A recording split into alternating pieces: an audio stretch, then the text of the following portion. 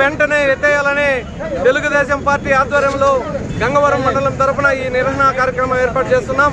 ముందు కూడా మా అధినాయకత్వం పిలుపునివ్వడం జరిగింది.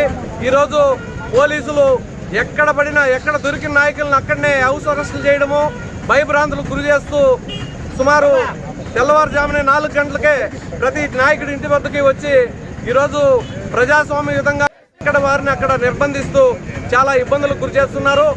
మనం ప్రజాస్వామ్య దేశంలో ఉన్నామా లేక బ్రిటిషుల పరిపాలనలో ఉన్నామని ఈరోజు సందేహం వేస్తూ ఉంది. ఇప్పుడు బ్రిటిష్ పరిపాలన మన ఆంధ్రప్రదేశ్లో అమలవుతుందని కూడా నేను ఈ సందర్భంగా తెలియజేస్తున్నాము. బ్రిటిష్ వారే ఇప్పుడున్న పాలకుల కన్నా బ్రిటిష్ వారే నయమని గతంలో పెద్దలు కూడా చాలా మంది చెప్పడం జరిగింది. బ్రిటిష్ పరిపాలన కన్నా చాలా దారుణంగా ఈరోజు చంద్రబాబు నాయుడు గారు ఏ తప్పు చేయకపోయినా ఆయన మీద ఏదో కేసు పెట్టి ఆయన జైల్లో పెట్టి సునకానందం పొందాలని ఈరోజు పాలకులు ఆలోచిస్తున్నారు. చాలా తప్పు. భావి తరాల కోసం, భావి భవిష్యత్తుల కోసం ఉపయోగపడే నాయకుడు చంద్రబాబు నాయుడు. ఆయన్ని ప్రపంచ దేశాలే ఈరోజు గొప్ప వ్యక్తిగా అభివర్ణిస్తుంటే కేవలం ఈ ఆంధ్రప్రదేశ్లో ఈ ప్రభుత్వ పెద్దలు సునకానందం కోసం ఆయన మీద కక్ష సాధింపు చర్యలకు పాల్పడుతున్నారు.